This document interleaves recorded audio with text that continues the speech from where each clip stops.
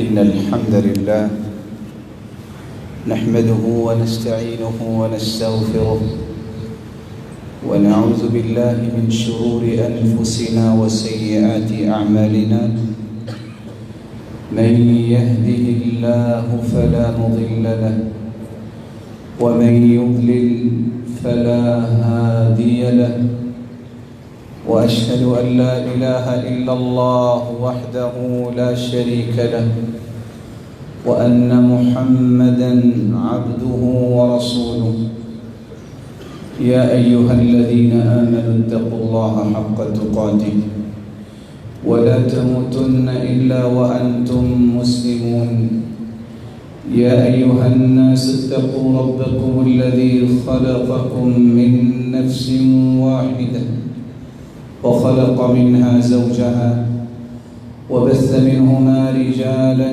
كثيرا ونساء واتقوا الله الذي تساءلون به والأرحام إن الله كان عليكم رقيبا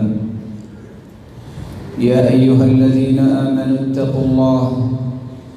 اتقوا الله وقولوا قولا سديدا يصلح لكم أعمالكم ويغفر لكم ذنوبكم ومن يطع الله ورسوله فقد فاز فوزا عظيما أما بعد فأعوذ بالله من الشيطان الرجيم فاصبر إن وعد الله حق واستغفر لذنبك وسبح بحمد ربك بالعشي والإبكار وقال الحق سبحانه وتعالى وجعلناهم أئمة يهدون بأمرنا لما صبروا وكانوا بآياتنا يوقنون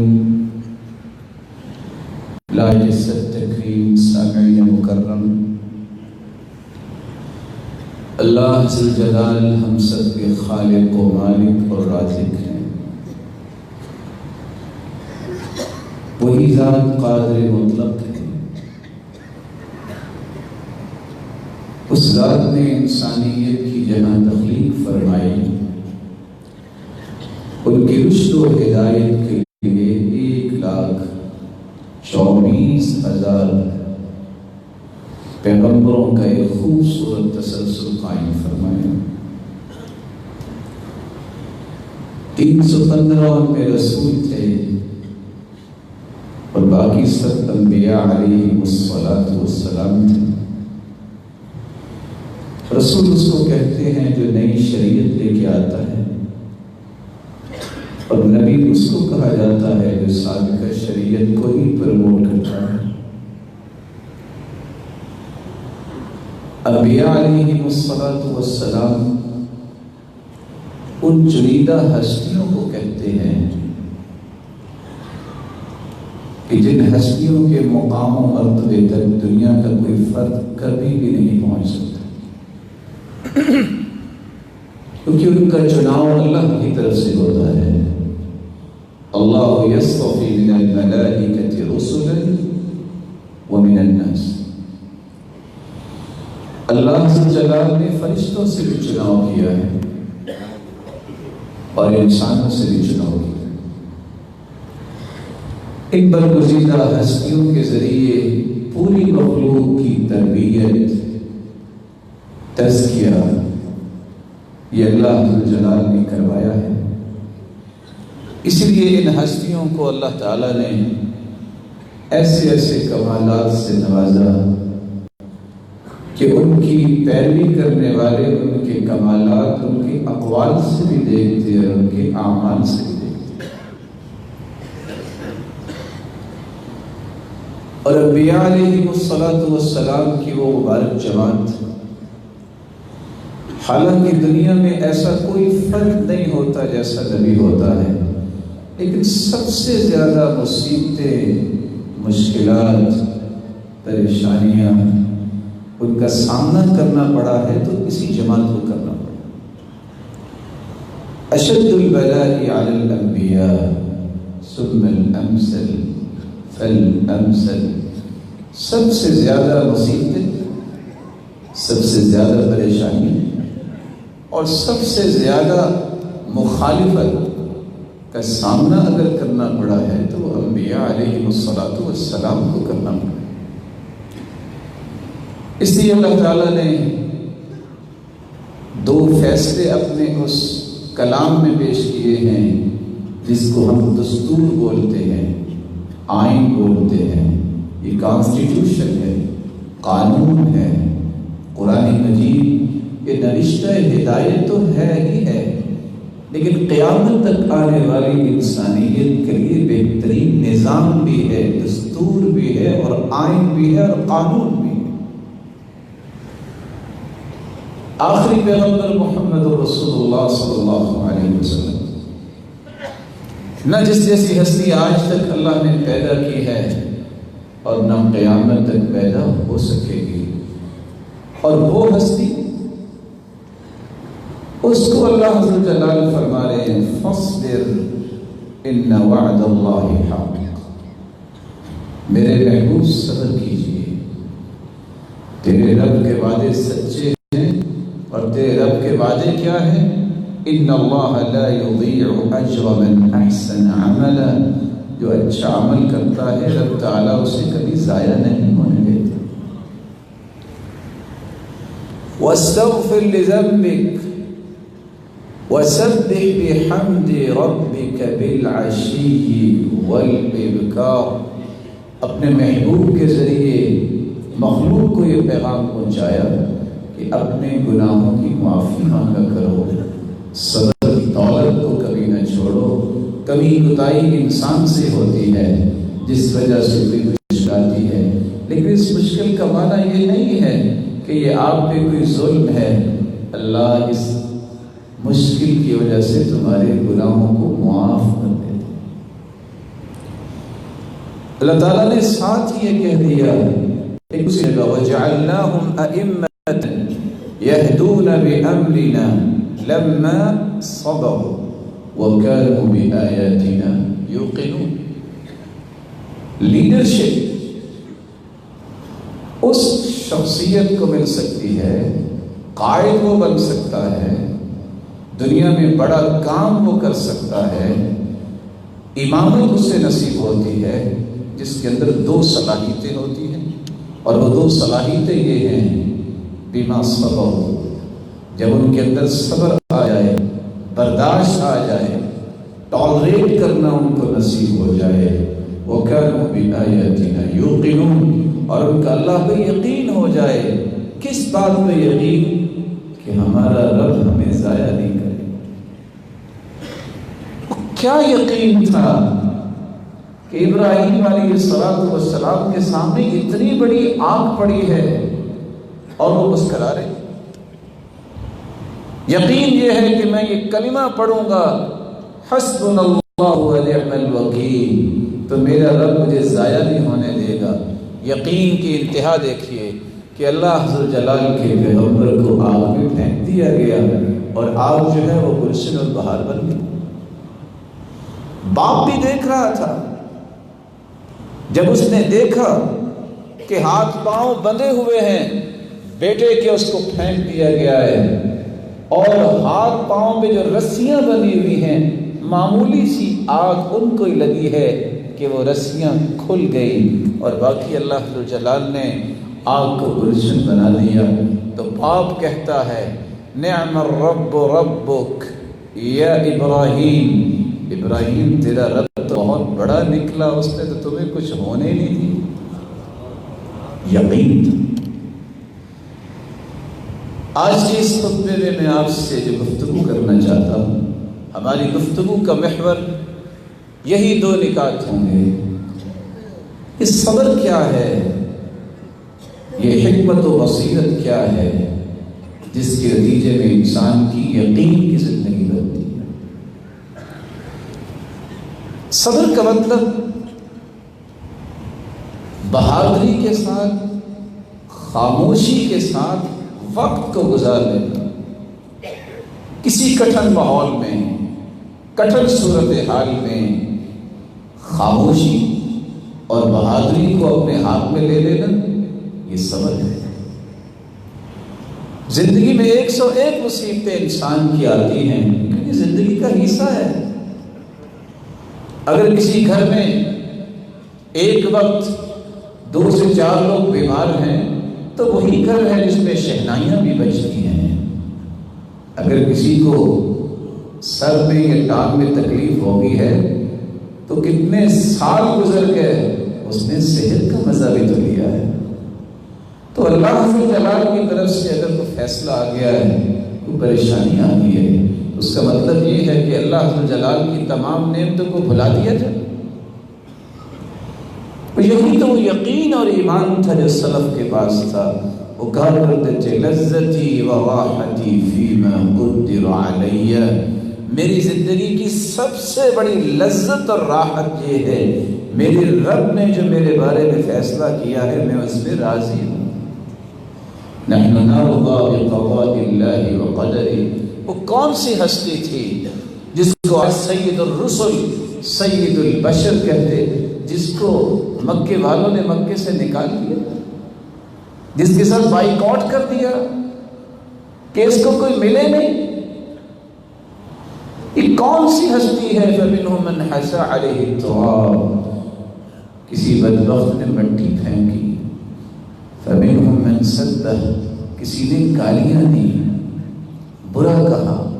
وَمِنْهُمْ مَنْ تَفَلَ فِي وَجْهِهِ، اور منیب آزدی بیان کرتے ہیں کچھ ایسے بھی بدبخت تھے جو نفرت اور حقارت کی نظر سے اس انداز کو بھی اپناتے کہ سید البشر والرسل فداء ابی و امی و کل ما یملک نفسی، کہ اس ہستی کو دیکھ کے تھوک دیا کرتے اللہ کے رسول نے اپنا مشن تو نہیں چھوڑا۔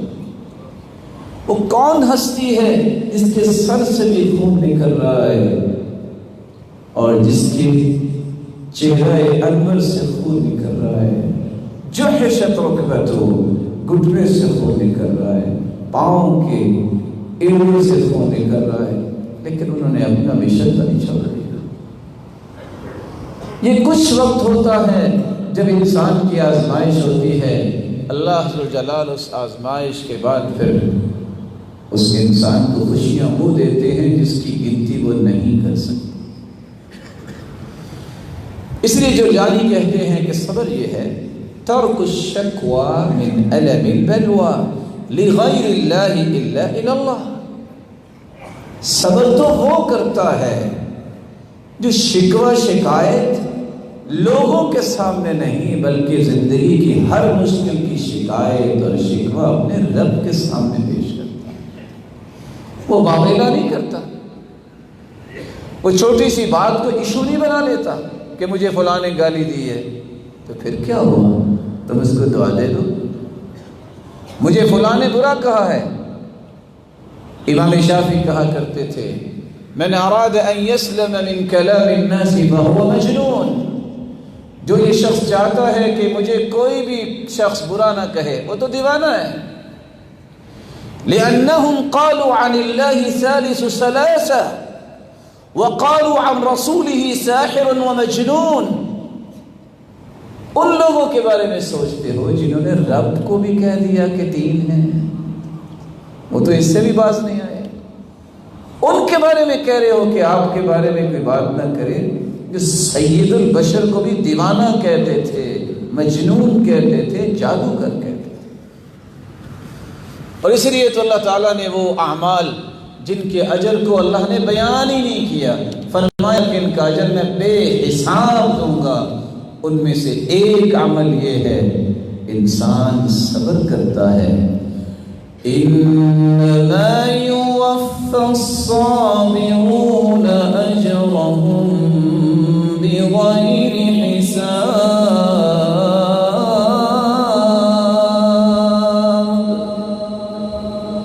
صبر کرنے والوں کو اجر اتنا ملے گا اس کا اندازہ اللہ نے بیان ہی نہیں کیا۔ اپنی شان اور عظمت کے مطابق اللہ اجر دے گا۔ اور بعض لوگ پریشان ہو جاتے ہیں، بس جی کیا کریں، لوگ پریشان ہی بہت کرتے ہیں۔ کتنا کو پریشان کرتے ہیں؟ اللہ عز و جلال نے دوسری جگہ فرمایا ما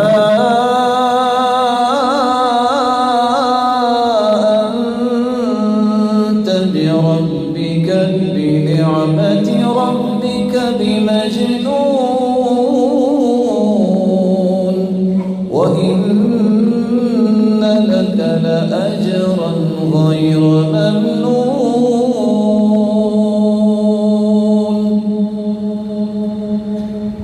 میرے محبوب جب میں کہہ رہا ہوں کہ آپ دیوانے نہیں، ساری دنیا کہتی رہی، پرواہ کیا ہے؟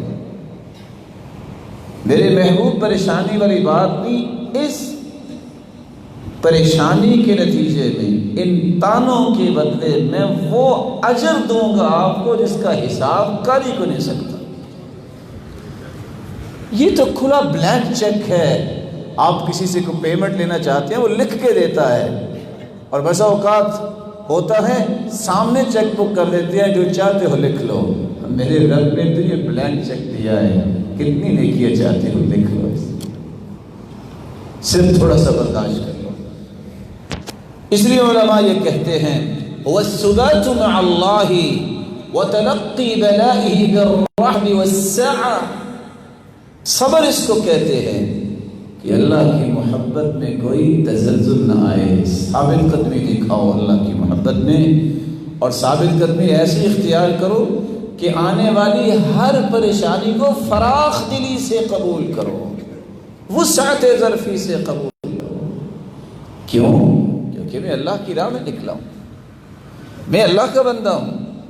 میرا یہ دعویٰ ہے کہ میں اس ہستی کے منہج کو اختیار کرنے والا ہوں جس ہستی کو محمد مصطفیٰ کہتے ہیں. اور بعض نے اسی لیے کہا هو ثبات القلب عن مورد الاضطراب.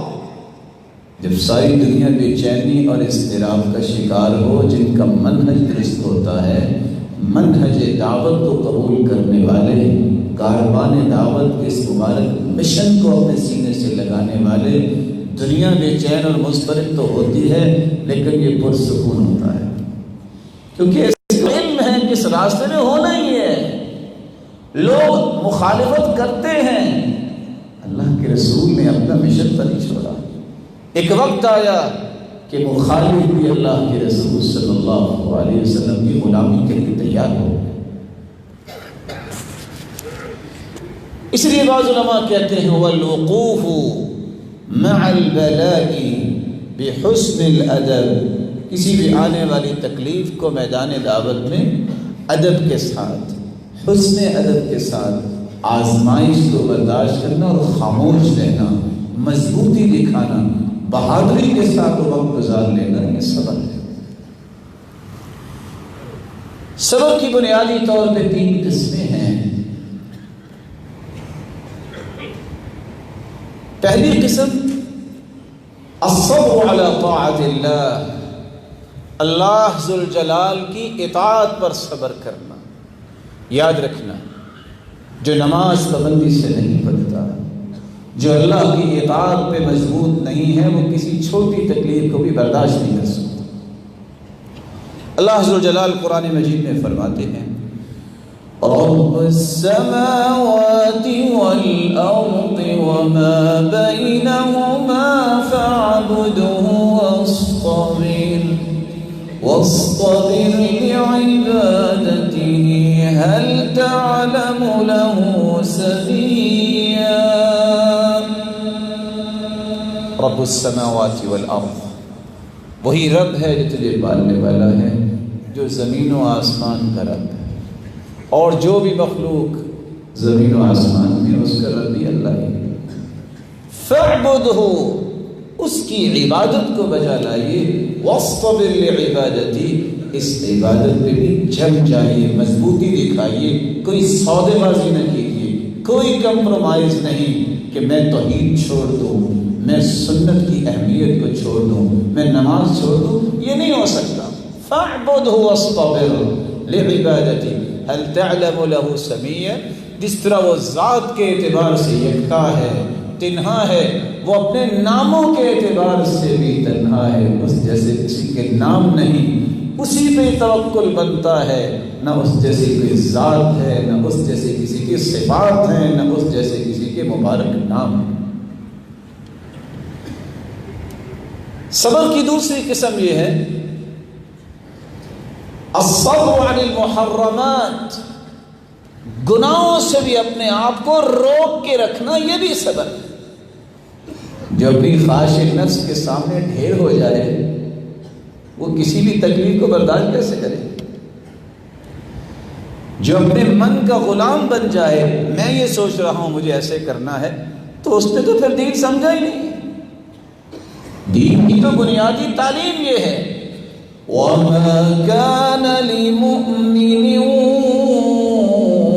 وَلَا مُؤْمِنَةٍ إِذَا قَضَى اللَّهُ وَرَسُولُهُ أَمْرًا أَن يَكُونَ لَهُمُ الْخِيَرَةُ مِنْ أَمْرِهِمْ وَمَن يَعْصِ اللَّهَ وَرَسُولَهُ فَقَدْ ضَلَّ ضَلَالًا مُبِينًا۔ اگر تو ایمان کا دعویٰ ہے تو پھر مومن اس کو کہتے ہیں، اس کے لیے تو یہ پھر لائق نہیں ہے اس کی شان کے کہ اللہ کا فیصلہ قرآن کی شکل میں آئے اور اس کے رسول کا فیصلہ حدیث کی شکل میں آئے، پھر وہ اپنی منمانی کرے۔ اگر وہ اپنی منمانی کرتا ہے تو گویا اس نے اللہ اور اس کے رسول کی نافرمانی کی ہے۔ یہ منمانی اور نافرمانی کرنے والا اس سے بڑا کوئی پھر دنیا میں گمراہ نہیں ہو سکتا۔ اللہ عز و جلال قرآن مجید میں فرماتے ہیں آزمائشیں ہم کس کس انداز سے وارد کرتے ہیں، اس کا اجر بھی دیتے ہیں۔ وَنَبْلُوكُم بِالشَّرِّ وَالْخَيْرِ فِتْنَةً وَإِلَيْنَا تُرْجَعُونَ۔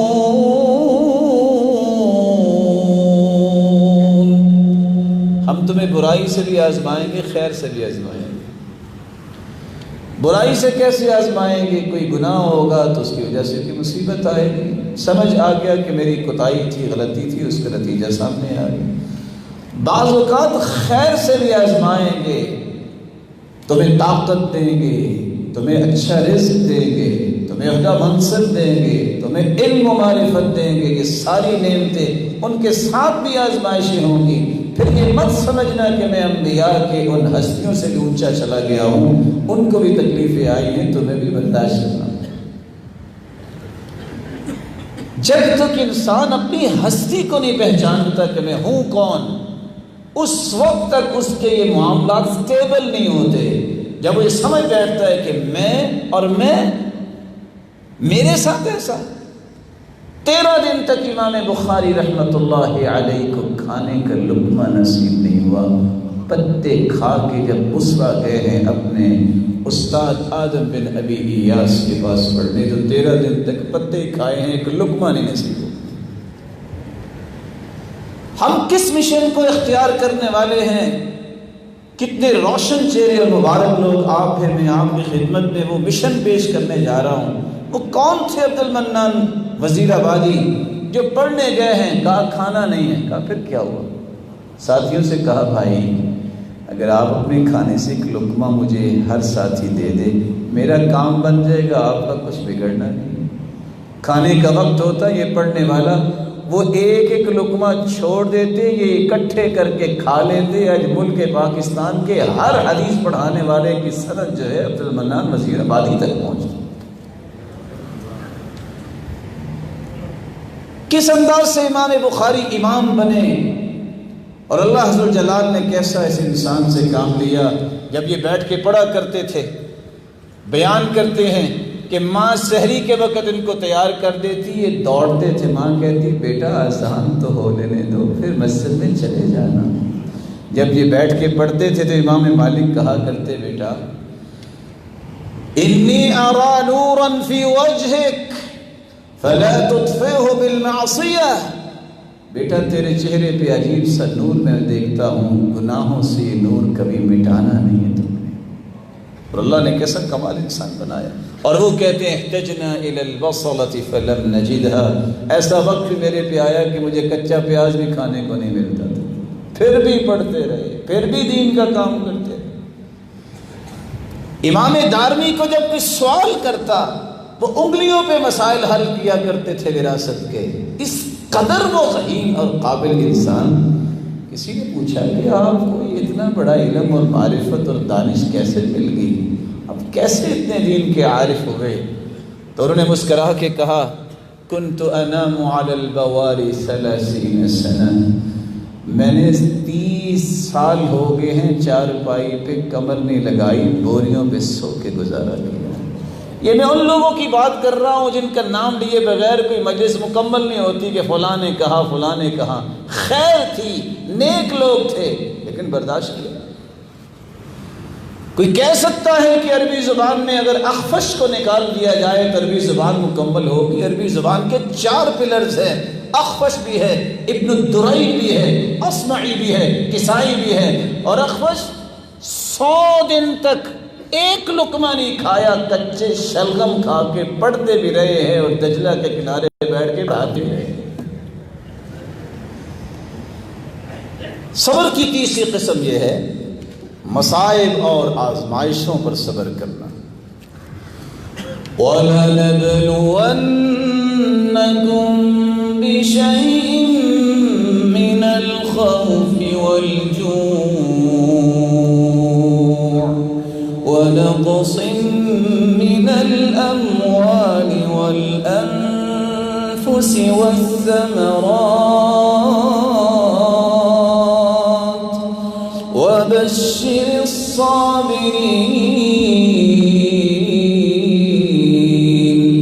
الَّذِينَ إِذَا أَصَابَتْهُم مُّصِيبَةٌ قَالُوا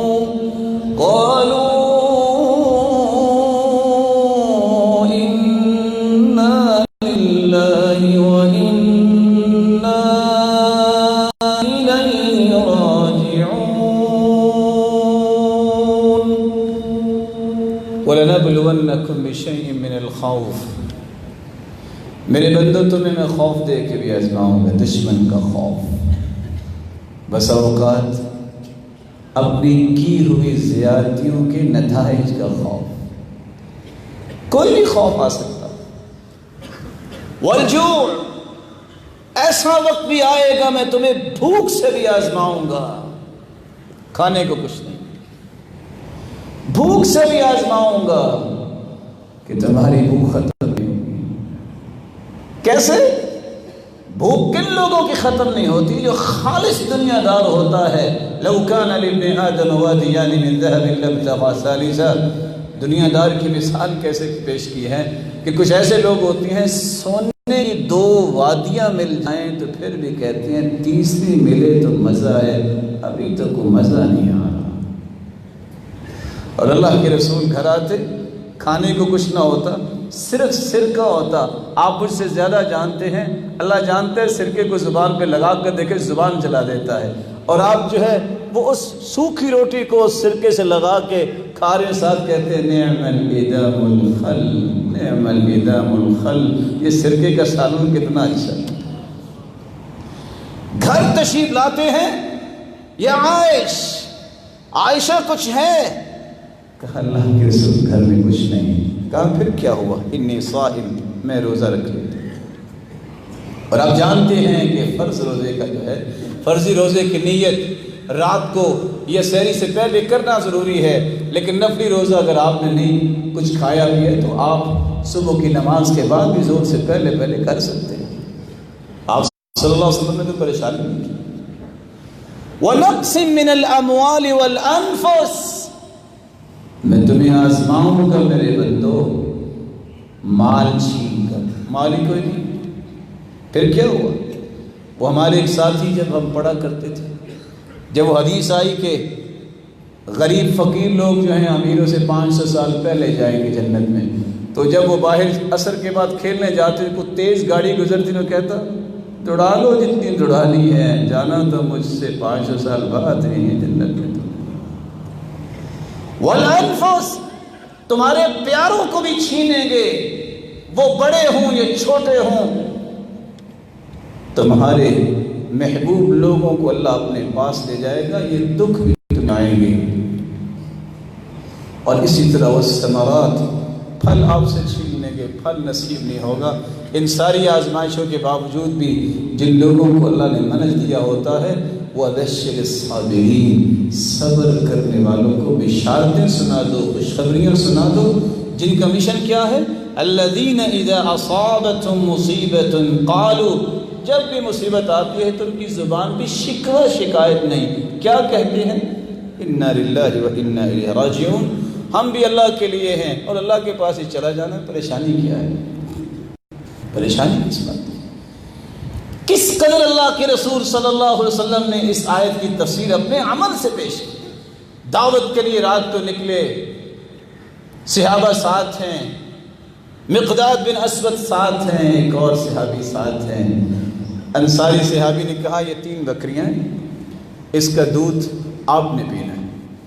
تینوں بکریوں کا دودھ دھو لیا گیا، صحابی نے اپنا دودھ پی لیا، مقداد بن اسود نے بھی اپنا دودھ پی لیا، پیالے میں اللہ کے رسول صلی اللہ علیہ وسلم کا دودھ رکھ دیا۔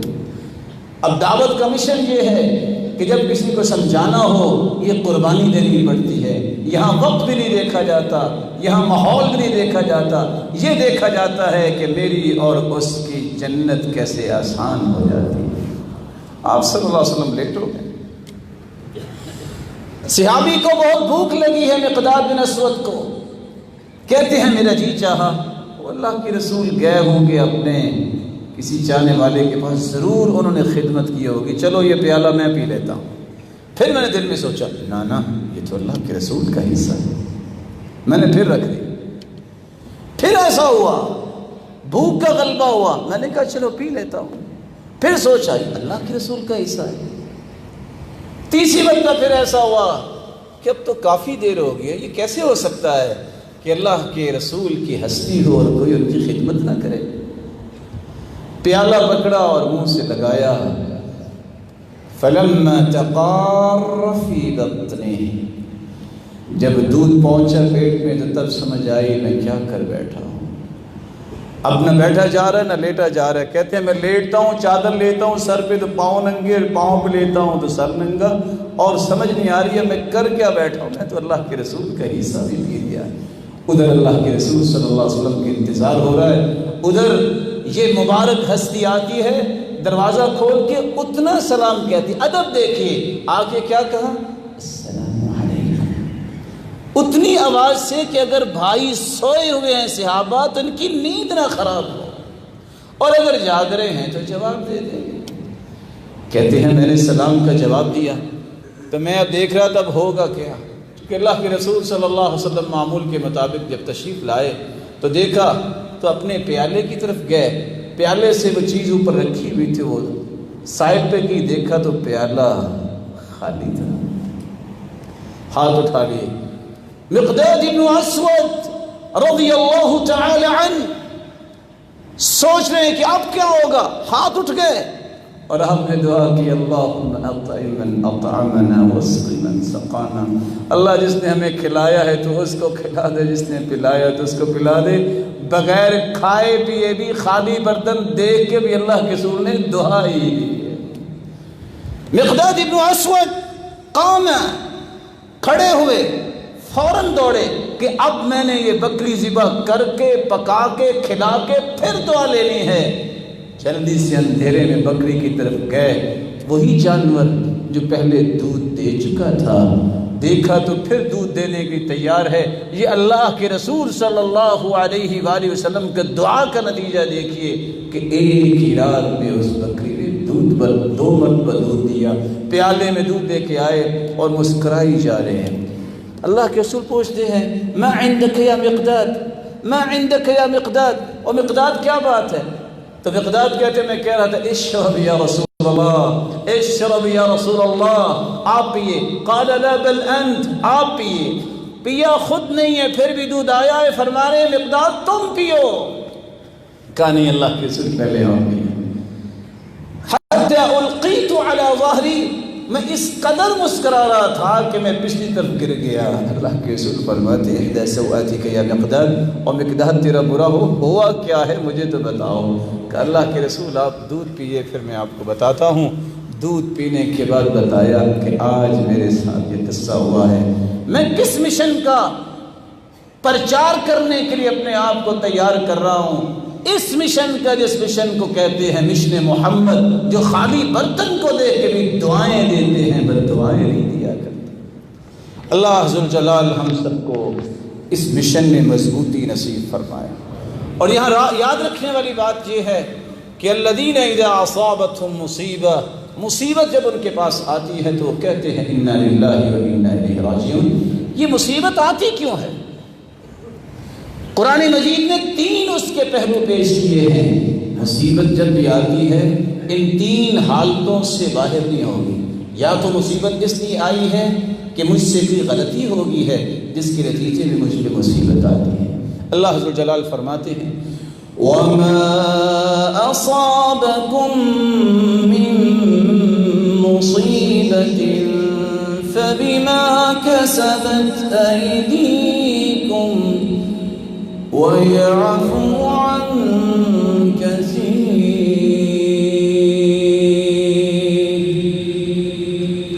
مصیبت تمہارے ہاتھوں کی کمائی ہوتی ہے۔ انسان سے کوئی غلطی کوتاہی ہوتی ہے تو مصیبتیں آ جاتی ہیں۔ سب سے پہلا پرپس یہ ہوتا ہے کہ انسان جو کچھ کر رہا ہے اس کا نتیجہ اس کے سامنے آیا ہے۔ ایک شخص پھول نگر سے فراڈ کر کے گیا ہے، اب وہ 10 سال سے پھول نگر نہیں آیا تو پھول نگر والے لوگوں نے اس کو کہا تو کچھ نہیں ہے، اس نے اپنی جان پہ خود ظلم کیا ہے۔ نہ وہ یہ دھوکہ کرتا، نہ یہ فراڈ کرتا، نہ اس پہ پابندی لگتی، وہ تو اپنی جان چھپانے کے لیے نہیں آ رہا، انہوں نے تو منع نہیں کیا۔ تو یہ جو مصیبت آئی ہے کہ پھول نگر وہاں پھول ہوں گے تو میں دیکھ نہیں سکا اس شہر کو، تو اس لیے نہیں دیکھ سکے، تم نے دھوکہ کیا ہے۔ جھوٹ بولتا ہے، کسی کا سامنا نہیں کرتا، کیوں نہیں سامنا کرتا؟ تم سچ بولتے، جرأت کے ساتھ بات کرتے، تمہیں پریشانی کیا تھی؟ کوئی شخص مجھ پہ اعتماد نہیں کرتا، اعتماد کیسے کرے؟ تمہارا کام ہی فراڈ کرنا، تیرے ساتھ کاروبار کون کرے گا؟ معروف زمانہ فراڈی ہو تم، لوگوں کو تو پتہ ہے۔ اب کون ایسا عقل مند ہے جو اپنے آپ کو بیوقوف بنا کے کہے کہ لو جی مال لے لو اور سارا کھا جاؤ؟ ایسا کوئی نہیں دنیا میں ہوتا۔ ایک شخص جگہ جگہ پہ چوری کرتا ہے، اس کو آتے ہوئے دیکھ کے کو اپنے بیگ کی زپ بند کر لیتا ہے، بس یہ بدزن پڑے ہیں۔ وہ بدزن نہیں، وہ احتیاط کر رہے ہیں کیونکہ تمہارا کام یہ ہے، تم ہاتھ دکھا جاتے ہو۔ یہ مصیبتیں آپ کے اعمال کا نتیجہ ہیں، اس میں لوگوں کا کوئی دخل نہیں ہے۔ اس لیے جب بھی کوئی مصیبت آتی ہے میرے بھائی، اپنے گناہوں کی وجہ سے آتی ہے۔ دوسری بات جو اللہ ذوالجلال نے فرمائی ہے، یا مصیبت اس لیے آتی ہے، بندہ نیک ہوتا ہے، بیماری آ گئی، دکھ آ گئی، مصیبت آ گئی، تو اللہ ذوالجلال اس کے نتیجے میں اس کے گناہوں کو معاف کرنا چاہتے ہیں۔ ما اصاب من مصیبت الا باذن اللہ ومن یؤمن باللہ یہد قلبہ واللہ بکل شیء علیم۔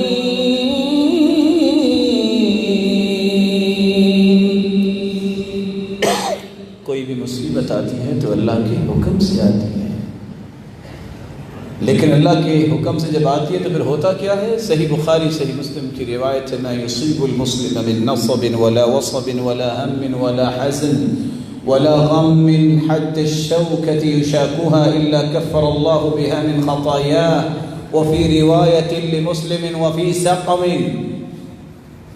انسان کو بیماری آتی ہے، بخار ہو جاتا ہے، فکر لاحق ہوتی ہے، غم آتا ہے، تھکاوٹ ہو جاتی ہے، ان ساری پریشانیوں کے نتیجے میں اللہ ذوالجلال اس کے سارے گناہوں کو معاف کر دیتا ہے۔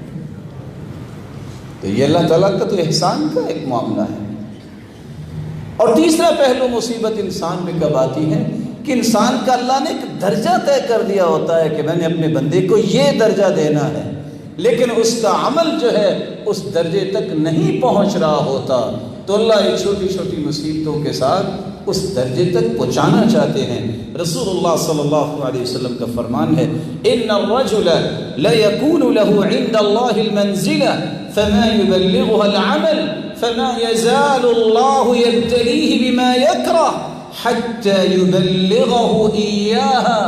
رب تعالیٰ نے ایک مقام طے کر دیا ہوتا ہے بندے کا، لیکن اس کے اعمال اس کے سپورٹ نہیں کر رہے وہاں پہنچانے کے لیے، تو مالک الملک یہ معمولی تکلیفوں کے بدلے اس کو اس کے مقام تک پہنچاتے ہیں۔ اور اسی بات کو اللہ ذو الجلال نے قرآن مجید میں فرمایا ما اصاب من مصیبت فی الارض ولا فی انفسکم الا فی کتاب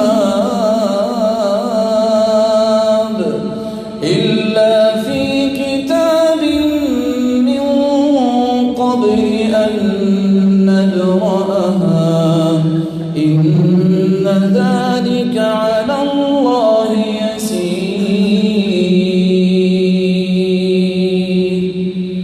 ما اصاب من مصیبت فی الارض ولا فی انفسکم، کوئی بھی مصیبت زمین میں آتی ہے یا تمہاری جانوں پہ پڑتی ہے تو اللہ نے اس کو لوح محفوظ میں لکھا ہوا ہے، اللہ نے اس کو لوح محفوظ میں لکھا ہوا ہے۔ ان ذلك على الله يسير، جس طرح یہ لکھنا اللہ کے لیے آسان ہے، تمہارے نیک اعمال کو دیکھ کے یمحو اللہ ما یشاء ویثبت، وہ مٹانا بھی اس کے لیے آسان ہے۔ کچھ لوگ سوچتے ہیں یہ کیسے ہو سکتا ہے، اب بہت مشکل ہے، اس کا تو حل ہونا مشکل ہے، ممکن نہیں ہے، بس ہو ہی نہیں سکتا۔ یہ اندازے میرے اور آپ کے ہیں میرے بھائی، ہم مخلوق ہیں، ان اندازوں کا محتاج تیرا رب نہیں ہے۔ وہ چاہے تو سفید بالوں کے بعد بھی زکریا کو بیٹا دے دے، وہ چاہے تو عیسیٰ علیہ السلام کو بغیر باپ کے پیدا کر دے، وہ چاہے تو ایک لکڑی کے صندوقشی میں موسیٰ علیہ السلام کی حفاظت کروا دے، دنیا کے سامنے سمندر کے سپرد کر دیا گیا، موسیٰ کو باقی رکھے۔ وہ چاہے تو بھائیوں کے تھپیڑے کھاتے ہوئے یوسف کو کنویں سے نکال کے مصر کے تخت پہ بٹھا دے۔ اور اسی لیے تو جب مصر کے تخت پہ بٹھا دیا اللہ تعالیٰ نے، وہ بھائی بیچارے، ظالم ہمیشہ بھول جاتا ہے کہ میں نے ظلم کیا ہے، لیکن ظلم باقی رہتا ہے۔ جب وہ گئے تو جا کے کہتے ہیں کہ اکیلے بنیامین نے چوری نہیں کی، اصل میں اس کے بھائی نے بھی چوری کی تھی۔ اور یہ کس کو لگا کے کہہ رہے تھے؟ ان کو کیا پتا کہ کون سن رہا ہے۔ فَأَسَرَّهَا يُوسُفُ فِي نَفْسِهِ وَلَمْ يُبْدِهَا لَهُمْ، اللہ کی قسم اللہ نے اپنے پیغمبر کو سینہ کتنا پیارا دیا تھا، اس قدر بہادر انسان کہ پتہ ہے مجھے ہی کہہ رہے ہیں۔ فَأَسَرَّهَا يُوسُفُ فِي نَفْسِهِ وَلَمْ يُبْدِهَا لَهُمْ، سینے میں ہی رکھا، ظاہر نہیں کیا کہ ایک تو ظلم کیا تم نے، دوسرا مجھے چور بھی بنا رہے ہو، کہا نہیں، صرف ایک سوال کیا هل علمتم ما فعلتم بيوسف، جانتے ہو تم نے یوسف کے ساتھ کیا کیا؟ سب حیران ہو گیا کہ یہ کہانی تو صرف ہمیں پتہ تھی یا رب کو پتا تھا یہ کون ہے؟ فرض سے پوچھنے والا پوچھتا ہے اِنَّكَ لَأَنْتَ يُوسُف، آپ کہیں یوسف ہی تو نہیں؟ جواب سنیے، اس وقت جلادوں کو نہیں بلایا کہ بلاؤ ذرا جلادوں کو، لٹاؤ ذرا ان کو سمجھ آئے کہ یوسف کون تھا جس کے ساتھ تم نے ظلم کیا۔ قال انا یوسف وهذا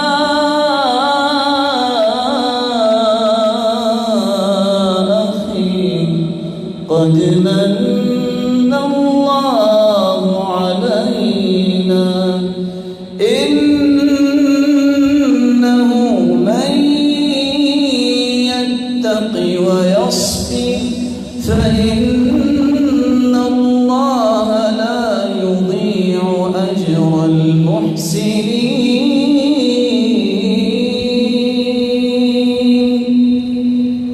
جی ہاں میں یوسف ہوں، یہ میرا بھائی ہے بنیامین، اور میں آپ کو بتاؤں یہ میرے رب نے ہم پہ احسان کیا ہے، مجھ پہ بھی احسان کیا اور تم پہ بھی احسان کیا کہ تمہاری کوششوں کے باوجود میں مرا نہیں، میں زندہ ہوں۔ احسان اللہ نے یہ بھی کیا کہ اللہ عز و جلال نے تمہیں موقع دے دیا کہ تم اس سے توبہ کر سکتے ہو۔ احسان اللہ نے یہ بھی کیا جس کو تم نے کنویں کے سپرد کیا، میں ہوں تو تمہارا بھائی مصر کے تخت پہ آ بیٹھا ہوں۔ احسان یہ بھی کیا جو ان قریب ہونے والا ہے کہ ہم دوبارہ اکٹھے ہو جائیں گے۔ قد من اللہ علینا انہ من یتقی ویصبر، لیکن بھائیو یاد رکھنا جو تقوی اختیار کرتا ہے، جو صبر کرتا ہے، اس کا رب اسے کبھی ضائع نہیں کیا کرتا، اس کا رب اسے کبھی ضائع نہیں کیا کرتا، اور اللہ نے ضائع نہیں کیا۔ کس طرح اللہ عز و جلال نے کنویں سے نکال کے اتنا بڑا منصب دیا۔ اللہ عز و جلال ہمیں بھی یہ یقین اور صبر نصیب فرمائے۔ رسول اللہ صلی اللہ علیہ وسلم نے اس لیے فرمایا تھا، عبداللہ بن مسعود رضی اللہ تعالیٰ عنہ فرماتے ہیں، الصبر نصف الایمان والیقین الایمان کلہ، صبر یہ آدھا ایمان ہے اور یقین پورے ایمان کا نام ہے۔ اور صبر اور یقین یہ تو اللہ عز و جلال کے حکم کی تعمیل ہے۔ فاصبر کما صبر اولو العزم من الرسل، جس طرح اولو العزم پیغمبروں نے صبر کیا تم بھی صبر کرو۔ واسماعیل وادریس وذا الکفل کل من الصابرین، یہ سب کے سب صبر کرنے والے تھے۔ اور اس لیے حسن بصری رحمۃ اللہ علیہ کہا کرتے تھے، الصبر کنز من کنوز الخیر لا يعطيه الله الا لعبد کریم عنده۔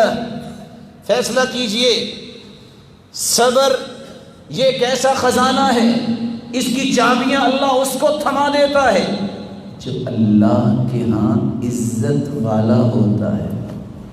اس کا مطلب کیا نکلا؟ جو شخص بے صبرا ہے اس کی اتنی ہی عزت اللہ کے ہاں کم ہوگی۔ صبر ہی انسان کو اللہ کے ہاں باعزت بناتا ہے، یہ خزانوں کا مالک بنتا ہے، تب اللہ عز و جلال کے احکامات کی روشنی میں صبر کی توفیق ملتی ہے۔ اس لیے تو اللہ کے رسول صلی اللہ علیہ وسلم سے جب پوچھا گیا بہترین ایمان کیا ہے، آپ نے فرمایا الصبر والسماحہ، بہترین ایمان یہ ہے کہ صبر کرو، کھلا کرو اپنا سینہ، وسعت ضربی کا مظاہرہ کرو، سماحہ، کچھ بھی ہو جائے کوئی بات نہیں، پھر کیا ہو، کچھ بھی ہو جائے کوئی بات نہیں، یہ وقت گزر ہی جانا ہے، یہ وقت ہمیشہ نہیں رہے گا۔ کبھی کالی گٹاؤں کو دیکھ کے پریشان نہ ہوا کرو، جتنی کالی گٹائیں ہوتی ہیں اتنا ہی میںہ اچھا برستا ہے۔ اس وقت پھر موسلادھار بارشیں آتی ہیں، رحمت بھی اس وقت کے بعد بہت زیادہ برستی ہے جب انسان زیادہ مصیبت پہ ہوتا ہے۔ شرط یہ ہے کہ اس کا رب پر ایمان ہو، اس کا عقیدہ درست ہو، سنت کے مطابق زندگی گزارنے والا ہو۔ رسول اللہ صلی اللہ علیہ وسلم نے فرمایا الصبر ضیاء، صبر تو ایک روشنی ہے۔ اور ابو سعید خدری رضی اللہ تعالی عنہ فرماتے ہیں وَمَا أُعْطِيَ أَحَدٌ عَطَاءً خَيْرًا وَأَوْسَعَ مِنَ الصَّبْرِ، صبر سے بڑھ کے دنیا کی کوئی بھی خیر نہیں جس کو یہ نصیب ہو جائے وہ دنیا جہان کی خیر کو اپنے دامن میں جمع کر لیتا ہے۔ رسول اللہ صلی اللہ علیہ وآلہ وسلم نے فرمایا کہ جب انسان بیمار ہوتا ہے صبر کرتا ہے، شکوہ شکایت نہیں کرتا، قدم زمین پہ رکھتا ہے بیماری کے بعد، تو اللہ عز و جلال اس قدر اس کو گناہوں سے پاک صاف کر دیتے ہیں، ما علیہ خطیئہ، اس پہ کوئی گناہ بچتا ہی نہیں ہے۔ کہ یوم ولدت امہ، دوسری روایت میں آتا ہے اس طرح زمین پہ قدم رکھتا ہے کہ آج ہی پیدا ہوا، اس کی ماں نے جنا، اس پہ گناہ کوئی ہے ہی نہیں۔ ابدلہ اللہ لحما خیرا من لحمی ودما خیرا من دمی، اس بیماری سے خون بھی ضائع ہوا، گوشت پوست بھی ضائع ہوا۔ اگر صبر کرتا ہے، لوگوں کے سامنے واویلا اور شکوہ شکایت نہیں کرتا، رب پہ توکل رکھتا ہے، وعدہ ہے اللہ کے رسول کی زبان کے ذریعے اللہ پہلے سے گوشت بھی اچھا دیں گے، پہلے سے خون بھی اچھا دیں گے۔ اللہ عز و جلال ہم سب کو صبر کی توفیق عطا فرمائے، یقین کرنے کی توفیق عطا فرمائے، اور یہ کامیاب لوگوں کی نشانی ہے۔ اللہ عز و جلال فرماتے ہیں انی جزیتهم اليوم بما صبروا انہم هم الفائزون،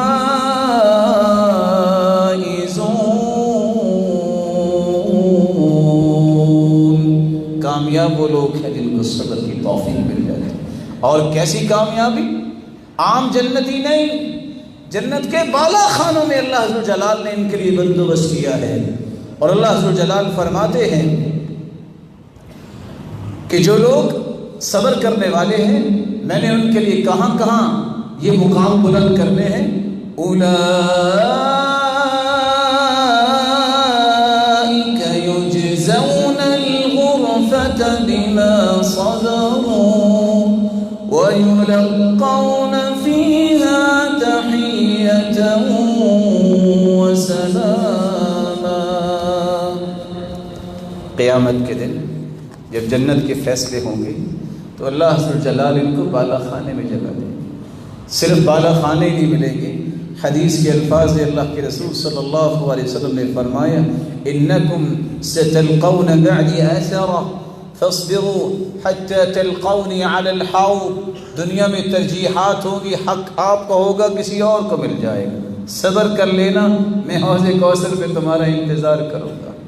صرف اس کو برداشت کرنے کی وجہ سے میں حوض کوثر پہ تمہارا انتظار کروں گا۔ بلکہ فرمایا من صبر على شدتها ولاواها كنت له شفيعا يوم القيامة۔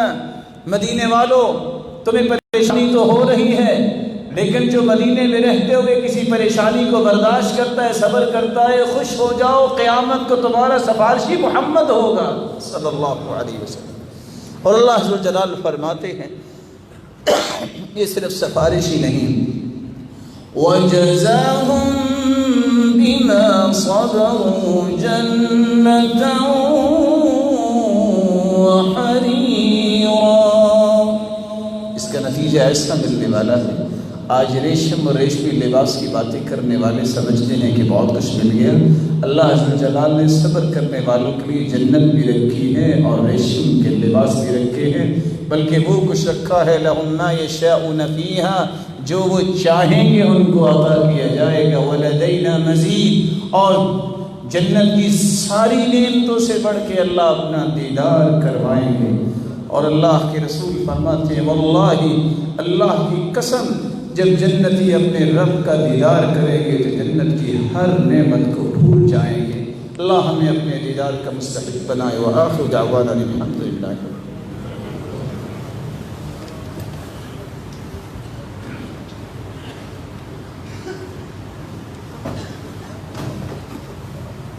الحمد لله على إحسانه والشكر له على توفيقه وامتنانه، أما بعد أعوذ بالله من الشيطان فإنه عدو للإنسان۔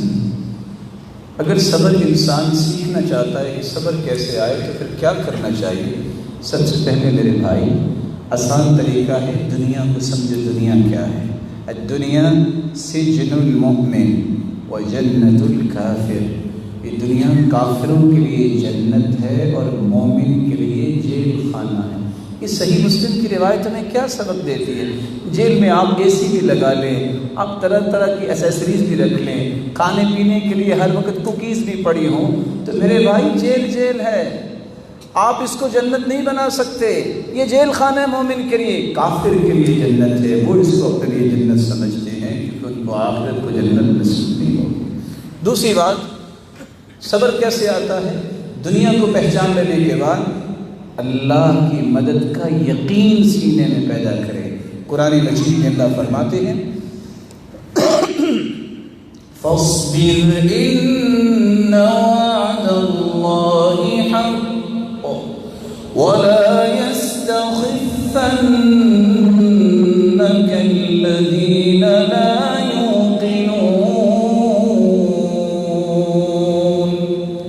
صبر کیجئے اور یقین کیجئے کہ تمہارے رب کے وعدے سچے ہیں، اور جن کا یقین نہیں ہوتا کبھی تمہیں پریشان نہ کر دے کہ کیا ہوگا، کیسے ہوگا۔ ویسے ہوگا جیسے کہ رب نے چاہا، کیا ہوگا جو اللہ نے لکھا ہے وہ ہوگا۔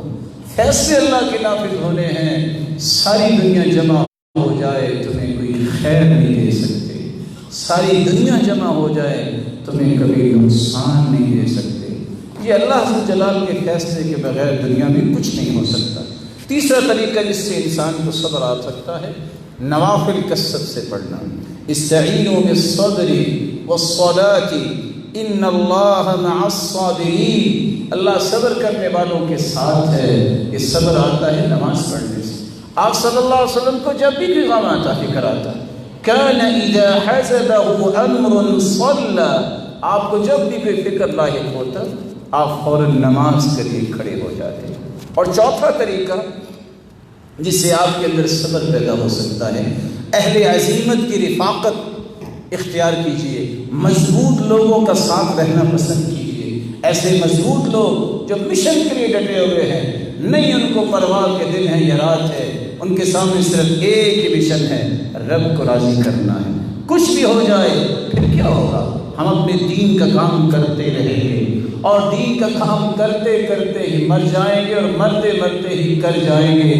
इन अहले आज़म का साथ इख्तियार करना ये कैसे मुमकिन है? आप अंबिया के किस्से पढ़ें, आप सहाबा किराम के किस्से पढ़ें। और मैं गुजारिश करूँगा ज़िंदगी में एक मरतबा अंबिया की ज़िंदगियाँ ज़रूर पढ़िए, सहाबा किराम के बारे में एक किताब ज़रूर पढ़िए। फ़ायदा क्या होगा? इस कदर आपको मजबूती मिलेगी जिसको कुरान ने बयान किया है, वकुल्लन नक़ुस्सु अलैका मिन अंबाइर रुसुलि मा नुसब्बितु बिही फुआदक वजाअका फी हादिहिल हक़्क़ व मौइज़तुन व ज़िक्रा लिल मुमिनीन।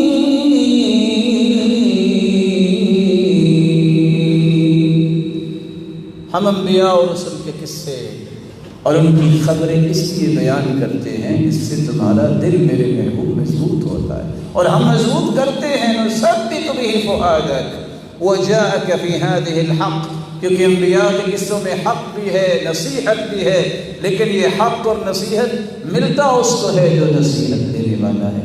सब्र कैसे आ सकता है? पांचवा तरीका, अगर अपने अंदर सब्र पैदा करना चाहते हैं तो चलते फिरते एक काम कीजिए, अल्लाहु अकबर, अल्लाह बहुत बड़ा है, अस्तग़फिरुल्लाह, ला इलाहा इल्लल्लाह, ला हौला वला कुव्वता इल्ला बिल्लाह, हस्बी अल्लाहु व निअमल वकील, निअमल मौला व निअमन नसीर, या हय्यु या क़य्यूम बिरहमतिक अस्तगीथ, ला इलाहा इल्लल्लाह, अल्लाह अल्लाह रब्बी ला उश्रिकु बिही शैआ। कसरत से अल्लाह का जिक्र कीजिए। ये कसरत से जिक्र आपको इस कदर मजबूत करेगा, दुनिया की कोई ताकत इसको तोड़ नहीं सकती।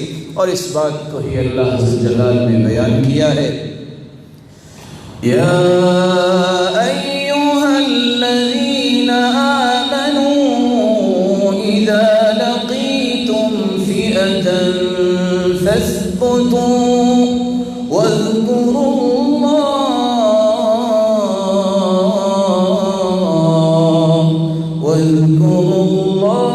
कसीरन लअल्लकुम तुफ़्लिहून।